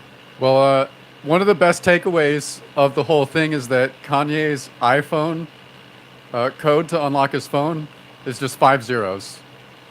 And everyone saw it. Yeah, because it's on camera, and he's like gonna show. He's using the code like some old He's man. gonna show like he's all excited. He's gonna show Trump this like because he tells Trump to that he should just get rid of Air Force One and use this like hydrogen powered airplane that doesn't exist, but it'll be built someday. But anyway, and he's like super excited. He's just like, but no, it's really interesting. You should watch The it. saddest part is how much this forces us to realize what an old man Kanye really is. Why That is dude, no one young. Come on. We're all rubbing our fingers and looking at our faces with our phones to unlock them. That punch in the thing in is when, you know, you restarted it or you dropped it in a puddle or whatever, the face doesn't work. Your face is, I don't know, your fingerprint's all sweaty. That's when you punch in that thing. And then all those zeros, when you're like a celeb, you can just drop that wherever and have that be one of the first 5 guesses anyone does. Right? Sorry. No, did you ever like realizing there's no adults? Like, you know, when you're a kid, you think your parents like know shit and they have it together and like they know what's going on in life, and like people kind of do, but like once you're just at a certain age, you're like, fuck, no one knows what we're doing, man. Like we're just, I don't know. Well, That's how I feel. Okay, well, what defines an adult? No, that's what I mean. Like it's like a concept when you're a kid, but once you become an adult, you realize that you're just like an older human that still doesn't know a lot of shit. That's how I feel. I guess it's when people tell you that you should know better. That is probably when you can is like the rite of passage. Yeah. To be an adult, because we all make stupid mistakes, yeah. right? But that first time when somebody's like, "You should have known better than that," and you know that you did. Yeah. I think that's an interesting point. I think that's a moment. You just touched on a moment there. So then people who like just constantly fuck up and they should constantly know better. They're like just old kids. Or maybe they for sure. Or maybe they just don't know better and they're one of the helpless cases. Yeah. I'm not afraid of walking away from somebody who doesn't want to improve themselves. Yeah, understandably. But it doesn't mean that they should all be murdered or gassed. Like some people, well, I guess one would lead to the other. Well, no, a lot of people take You're this over here to be talking like, about Kanye's tangents, and these you're like, stupid why do people we are murder worthless. or gas them? So we've No, got they it. shouldn't No, that's be. what I'm saying. I'm going to argue against that point. Before it's I'm going even to argue brought up. against that point too. I think We need stupid people is what I'm getting at. We need stupid people who get more done and don't overthink everything. I mean, I feel like I'm drawn to want to drink more than I should because of being dumber when on it and the value when you can be productive while dumber. Because stupid people get more done. Smart people have to struggle with thinking about all kinds of other crap in their way. That doesn't need to be in their way if they just put their head down and did a shitty job and then improved on that later. Like we do with the show. Just do it better and better each time and try to forget all the mistakes that we made each time. Well, except to improve from them. Well, that's what I'm saying. Is like any situation, like regardless of what your situation is, there's always something you could do to improve some aspect of your life, unless you're like a vegetable or whatever. In that concept, that Kaizen or tongue bow, that whole tongue bow thing of trying to constantly self-improve. I think it's Kaizen. Or it's a Japanese. Oh, it's like a constant self-improvement. It means. I don't know about constant, but I think that you should. Constant sounds a little relentless. Yeah. Right. You gotta take breaks and enjoy your improvements. You know what I mean? Relentless self-improvement. Yeah. You gotta enjoy the fact that you're driving the Ferrari off the lot before you put it back into the shop to improve it. Right. Yeah. So, but because we can all relate to that. I'm just saying, dream big. That's Shit. right. Why That's wouldn't right. you? Why wouldn't you imagine yourself in a Ferrari? Right. Good. No, man, it's like a good Lambo, man. Take it all the way. No, I'm not going to get territorial. I don't know. I just look, honestly, the like one of my absolute favorite cars was the Lamborghini Countach, and when I was a kid, I got one as a micro machine, and I thought it was the coolest looking one of all of them. Yeah. And then I was like, they make a real one of these, and I was like the 1980 something Lamborghini Countach, real boxy one with the fucking the boomer, the fucking Voltron wing on the back. Dude, mine too. That. I had an RC car. It was remember those RC cars that could only go forward or back up and turn? Right. So I just adored this beautiful white Countach, just like the Wolf of Wall Street one.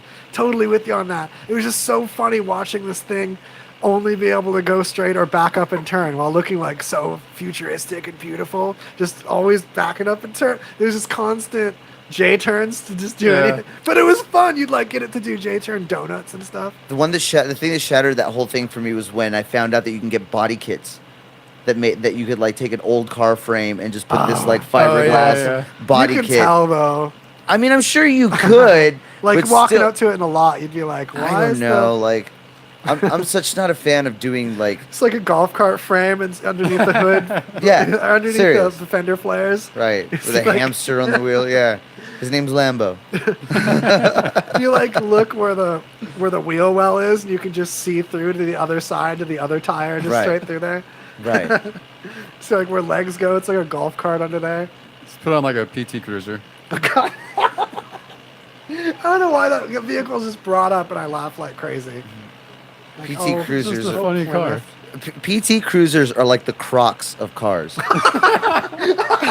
That's a perfect fucking analogy right there. Like, you don't get one because you Yeah. want to be cool. You get them because you need a car. Yeah. No, And I love the ones that had like the flames on the side. Like that's gonna Yeah. like somehow like, hey, look, it's almost 1930s. You need to be honest with the world situation that car is surrounded. So you got that car to be cool. It's just you didn't succeed in your goal. I think you're trying to get a car to be cool at Yeah, that point. yeah. You're just like, shit. It's like that Indiana Jones part where the guy picks the wrong cup, and it's you chose unwisely the PT Cruiser chalice. It looks like it gets good gas mileage. It looks like a viable automobile. It looks like it rolls around. And Somebody cared about the design of this, not the engine. the execution, however. Yeah. Worst cars ever, man. Oh man, no, it gets worse. What about a Daihatsu Charade? Daihatsu. Is that a Korean brand? I don't Daihatsu? even know. No, I don't think No, a no, that's country. Jap- No, I don't think there's like one country that's claiming responsibility for this brand. I don't think that like anyone admits to being the country that brand came from now. Yeah. Anyway, oh man, we're trickling out of time quick, and we have to talk about all the crazy things that Limo company. Yeah, I owner was gonna did. say break down that crazy limo crash. Okay, so I'm not going to talk about the limo crash. Nor am I going to talk about the driver that perished piloting that limo. I want to bring up the owner of the limo company. Yeah. This weird, shady dude running this limo company while breaking multiple regulations as an illegal operation is one of many companies that he's run parallel to the law, so to speak. And yet, this guy has also legit thwarted terrorism attacks while teaming up with the FBI. Oh, so he's taking advantage of his position. Well, he has, for sure. But also, it's one of those characters that is both good and bad in such juicy ways, where he's been clearly the bad guy. And one of the people discussing of him, that's like a prosecutor or an attorney, I believe, said even with dealing with this person where they were like on the police's side, that he's like a pathological liar about everything all the time and can't be trusted for literally anything. Wow. But there's still records of him helping the FBI, but also the way he helped the FBI catch terrorists was kind of shady too, because it was entrapment-y. So he would go to a mosque, I believe he's Pakistani, Yeah. and use his skill with that language and his smooziness to recruit a couple of people to, in one case, it was plant these bombs that didn't go off because they were fake bombs, and it was a sting to catch these people trying to do and going with this act. But then, did he really stop terrorism if they were actors with fake bombs? Or at least unsuspecting people with fake bombs? Did he really stop terrorism if these people that he entrapped to help with this plot were just people like we were at like 18 or 19, impressionable in a country they didn't grow up in, trying to make friends and get in touch with people that they'll be safe with and not on the other side of the bombing, and people that can get them brainwashed and into the kind of ideology. For all we know, he legit recruited them to ISIS beliefs just to get them in jail when they didn't even... So what he did succeed at is creating fodder for continuing a narrative. Because now What? they're like, I mean, if he's like going and finding Muslims and entrap and, you know... Yeah, and then and talking them toss- into a and jihad that they might have now innocently you throw totally that up, not done. Then you throw that up on Fox News and they're like, oh, they're going to blow up everybody. Yeah, well, a lot of these things, spookily enough, it's kind of like we don't all know how many benign tumors we're full of all the time. We don't know how many Thanks for terrorism... that comforting thought. Jesus. You also don't know how You know many... the most horrible thing that any American has to go through? Well, you have so much potential. You know, probably already in your body. You may have... Don't name that mole just yet. So It may grow into an adult when you think that it knows better. Oh, no, what I was going to say gets worse. Fuck! You don't know how many terrorism events are thwarted weekly, if not daily. These two events that he helped with were never news. They were just two of a more FBI catching of plots that didn't work out to blow anything up. That may not have happened in the first place. If But the dude that's did. another thing. Yeah. These people might have never wanted to even blow up anything had this guy not smooth talked him into it. Dude, that's like breaking addition, being like, "Don't worry, I've got it." Or like, You know? or like, hey, Oh, you hey, you just want to don't go wait a break some minute. dishes? Hey, Yeah. I've got some beautiful dishes we can just break all day and never get in trouble. Oh, psych, you're a dish breaker going to jail. Right? Yeah, I got this. Don't worry. that's what it smells like. So this guy is a really interesting kind of anti-hero at the end, not a cool dude. Yeah. He's not really much of any kind of hero at that point. If he's like generating the problems that he's claiming to fix. Right. So that's yeah. So we kind of went behind the headline on that, but then went behind that section behind the headline deeper. That was a deep one. Yeah, that's a journalism moment. We journalized. Tell your friends, you guys. Tell all your buddies, and go to Pinche's Tacos and get a free gringo taco with the purchase of a blood orange Yep.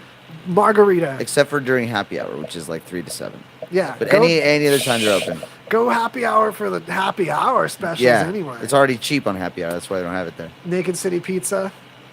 Mm-hmm. The nakedest of cities. Yes. The pizza is too. More shouts in the comments. We invite as well.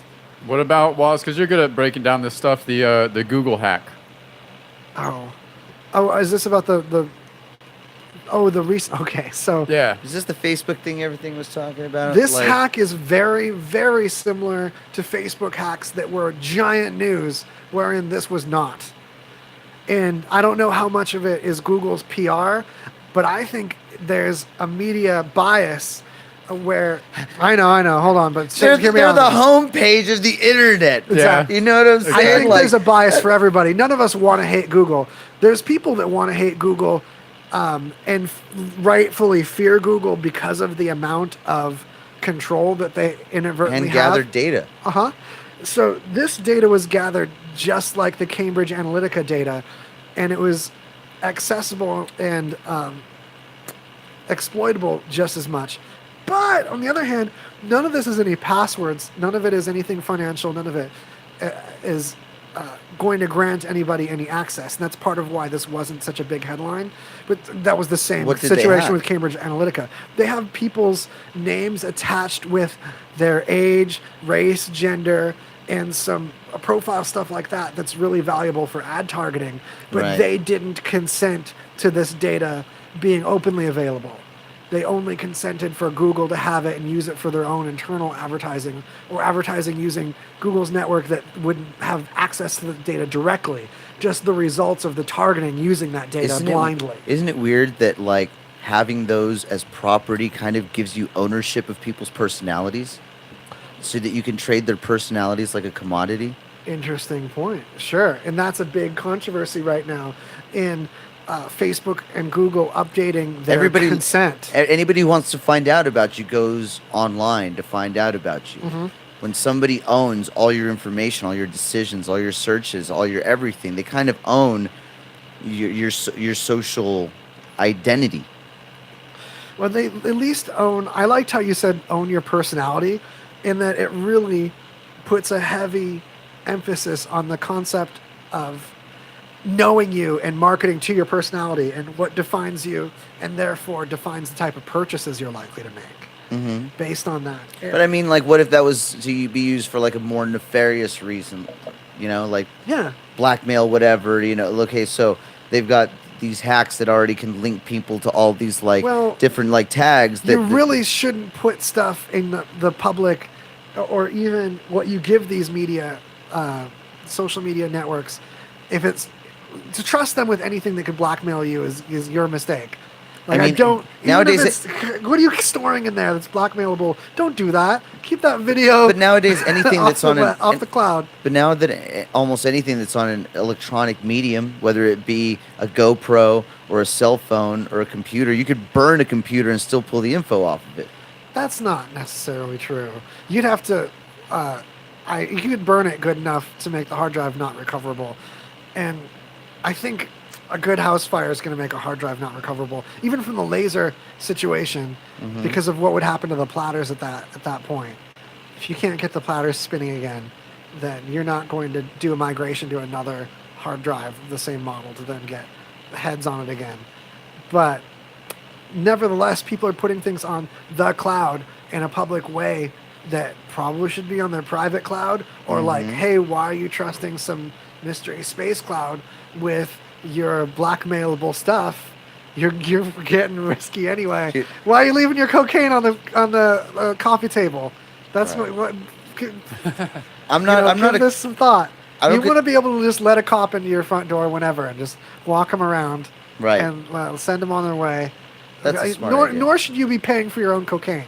You guys, it's a rough drug. Don't do drugs. Don't do cocaine. If you're gonna, don't pay for do 'em. someone else's cocaine that you didn't pay for. Yeah, you don't want to get in the habit of paying for cocaine. This is the biggest problem with it, is how much money you. If you're really gonna jump into that situation, you definitely want to hold the cards in the financial aspect of that. And the only fun is like making the withdrawal stop and like, yay, I'm not withdrawing now. Fun, doing that over and over again. Does coke have big withdrawal symptoms? Totally. Yeah. Hella. Totally. Okay. They don't last like long as other addictive drugs, but it's It's kind of the not same fun. thing like the shakes, the DTs, the sweats. Yeah, I don't think it's that bad. It's more psychological. Yeah. It's more like a breakup. I think that you can be psycally addicted to weed. I don't Oh, think for there's- sure. Oh, yeah. I definitely don't think there's like the physical precursors Right for here, it, for but sure, like, all day. like when you convince yourself that you do something better high. I'm not saying I do weed all day, every day. Only at night.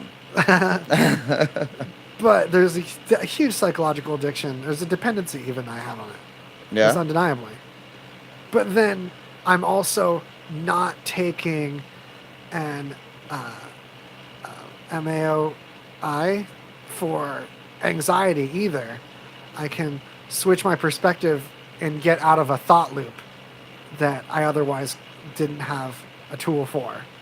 Among other tools, Weed does that's that. a trustworthy one, yeah. Okay. To get out of like a thought loop that could be impeding me getting on to like working on something valuable, or even avoiding calling out of some kind of work task that otherwise would have been unable to trust myself to face. And I'm sure that everybody's gotten into one of those. What do you think is like something that helps, that like triggers thought loops? I mean, for you anyways. Getting caught up on like future debts or bills, things that The looming unforeseen future. yeah, that all looming unforeseen future for sure. Mine is What about you, like man? when I like feel like I fuck up at work, and it's not really a big fuck up. Like I'm always like, oh fuck, I'm gonna get fired. Like right away, that's where my brain goes. My boss like wouldn't just like fire me for no reason. He'd be like, hey, you fucked up. Don't do it again. Yeah, like get your fucking That's head it. out of your ass. But me, I'm like, oh fuck, like just the world's crumbling around me, man, and like I can't deal with it. Yeah. Mine is that I feel like I see the best things in hindsight. Oh, Like yeah. I feel I have this paranoia that like that no matter what I do, if I stop and think about it later, after it's already been done, I'll be like, oh, I should have done this, and Oh, then my yeah. best stuff will always or like my best decisions will always be like secondhand like that. And so Yeah. like because of that I do a lot of damage assessment. Like when I do decisions, like you were saying, like well, that was pretty quick to come, bro. My brain, whenever I'm about to make a decision, draw. like, oh, dude, it's like, how much can go wrong, but I don't like. I'm not manic about like how I feel about it. Like Yeah. I take a really objective approach. I don't feel like overwhelmed by it or anything. But like my thought loops are just like, what can go wrong, and then that just starts this whole snowball effect, Yeah, because yeah. any one thing that makes one thing go wrong is an open door for 15 more. Yeah. So that's my thought loop trigger. There- Yikes. It's a good challenge, I think. Or like, and then you like, if you start recognizing that pattern, you can kind of like train yourself to like That's huge. step back too. Just recognizing. That's a huge level of self-awareness. Yeah, and giving it a name, giving it language. Like, I don't like the word attack. I like to call something just a wave, and just think of like the chemicals that might balance themselves differently in one's head as like the waves of the sea. As things get harder and easier in life, like the waves of the sea. And I feel like I'm just going to ride out a wave that's going to recede naturally, or I could try to plow through it. And either way, just giving a perspective on it and giving it a tangible way to perceive it and classify it, that alone just sometimes makes it as a concern, or at least something that's inhibiting me at all, completely go away sometimes. Yeah. Just identifying and knowing that it's not a weird thing. It's just not discussed much. Well, one of the most difficult things to do is to be aware of your mental process. Self as an observer. Yeah, right. Like, I was always a fan of psychology. That's what I went to school for before I dropped out. And because I was always fascinated, not with human behavior, but human reaction. Like, you could have two people that have the same upbringing, same neighborhood, same culture and everything, but they may both react to the same stimulus in a completely different way. Because although behavior can be, Pavlovic sometimes, to where you're conditioned to behave a certain way, reaction is always unique to the individual. So that's what I loved about like psychology and stuff like that. I forgot what we were talking. All the uniqueness. Well, hey, no, that's good because we've got to do some news chug now. Because I have to talk about these nematodes because it's fun to say the word nematodes. But what I'm talking about is a kind of worm that's actually the most common animal by like quantity of biomass. Like there's the most of these worms of anything. Besides, I know it says this in this article, but I know it's not true depending on how you qualify this kind of just by biomass. It's not true because I think it's a spruce tree. There's a certain tree in the northwest U.S. that is one organism. The roots all interconnect. So biomass, it's the largest living thing. But maybe it's largest animal by biomass. This most abundant per capita. Yeah, I think it's an abundance thing. Yeah, but anyway, these worms been around a long time. These ones specifically were from the Pleistocene era, and they were discovered. Sounds like a weight loss drug, right? Gotta get that Pleistocene. hey, on the Pleist, you pleisting it up, dude? That guy pleists all day. Look at those calves. He's pleisting. So these Russian scientists recover these nematodes from the permafrost, and they expect to just let them unfrost and study them, and they start waking up and crawling around and consuming food. They start eating again, and it's amazing. They're now the oldest living thing from another era, discovered in Siberia. They're how old? 42,000 years old. Damn. No way. Yeah, so something that was born 42,000 years ago is now awake and eating. Very simple organism, though. Okay. I'm always like paranoid about like some scientists finding some, or like even inadvertently like unfreezing like a virus or some shit that's like some fucking prehistoric or some old ass virus that. Interesting. Valuable rampant. Fear. That's a valuable terror because something more complicated like people, what happens is our cells get torn by the ice crystals forming. Yeah. So it like tears the cell walls and stuff. It boggles my mind that something as complex as these worms can survive that. And wake up. Yeah, it's pretty trippy. Water bears, the goldfish, I'm not sure if they can survive total freezing or if that's just a myth. What, the water bears? No, but goldfish. Oh, goldfish. When it freezes over, a pond freezes over and they'll hibernate under the pond. I don't think they chill in the frozen part, but I'm not sure. Bees, you can put bees in the freezer and unfreeze them later, and they'll usually wake up. I think there's more tricks to that. There's probably more to that, but that's the thing. Yeah. You have to play the right kind of music to wake them up. There's for sure music involved. Yeah. Yeah. What kind of music do bees like? The upcoming Greasy Conversation album. Oh.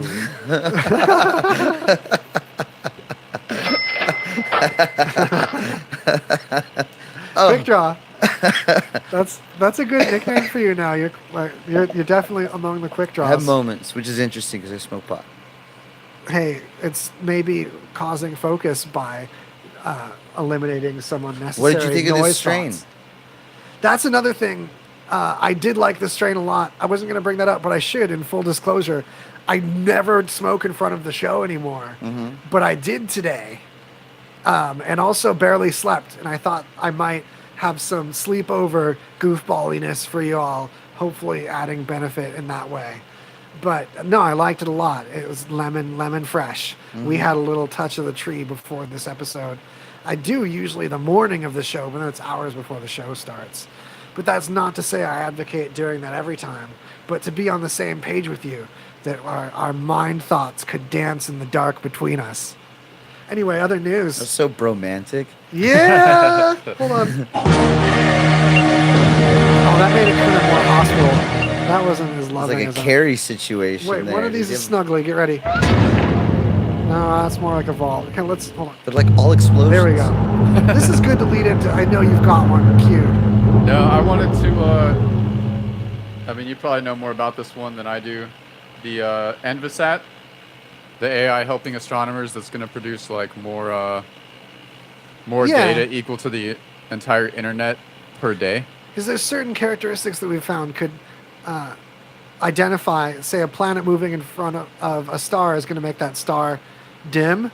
If that planet has a moon, you might get like 2 quick dims, and one less of a dim than the first one. If that moon's kind of tagging along behind the planet like a puppy dog, like one astronomer said. But seeing those, just looking at a bunch of stars, comparing them as people, there's so many dots to compare the brightnesses of. But if you have an AI looking out for little things like that, it's already spotting places we can go manually look for a planet. Since it's spotted it, we can then go aim the big guns at these specific spots and know where to look. So it's like an interstellar GPS. Okay, sure. I'll take it like that. I was thinking more like interstellar metal detector. Yeah. How much metal is in stars? Hella metal. In fact, when they reach lead, Okay. if you're moving up the periodic table, That might the be different more weights. apt then. Yeah, there's several metals that they get to that are lighter. Aluminum. There's aluminum in our bodies that came from the forging of stars. But as soon as you hit lead, that's the death of the star. That's when it starts collapsing in on itself and either becoming a black hole or a dwarf of some kind. It can't create any thicker molecules than that. It keeps fusing more molecules in its fusion situation. Oh no, we totally have to end the Radio Vegas stream.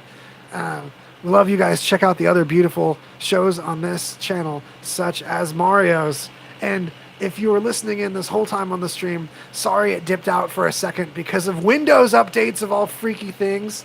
Because Windows just is going to time it to where all the other hosts are like, I'm going to do that update later until Greasy Bill Gates is Conversation just comes mad in. he's not the richest guy anymore. I know.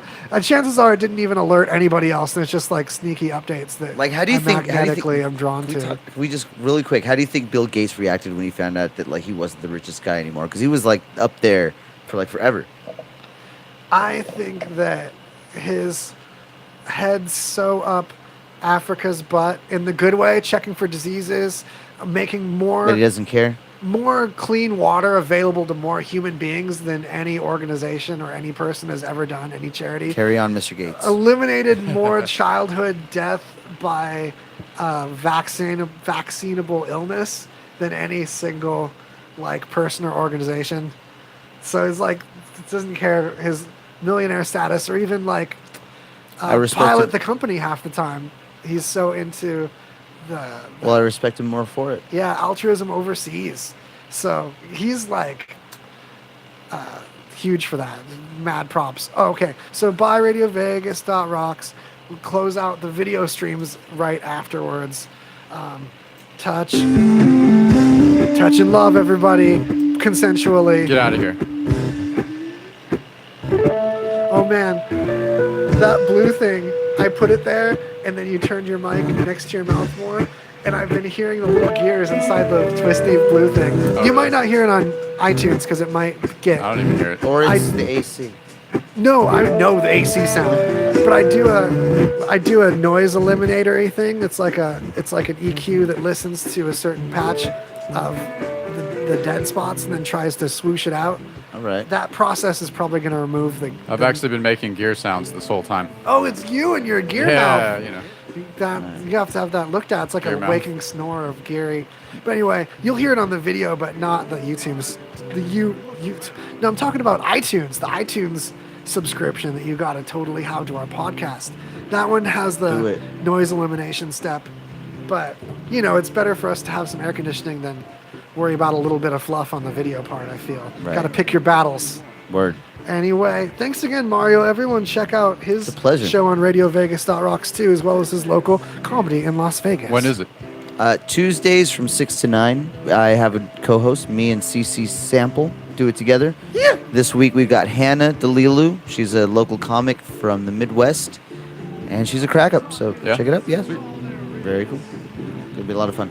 Comment more even after the Smoke stream weed replays. every day. Yeah, you know, if that's for you, if you have It is. Lord knows it's for me. Oh, should I not be like talking about like stuff like that? I thought you guys No, we love. smoke weed every day. I just like saying that. It is fun to say. Right? Yeah, I was trying to like create a brand new segue, like I love it. wormhole my way around to a brand new segue. The thing is Smoke that weed every day. I love it.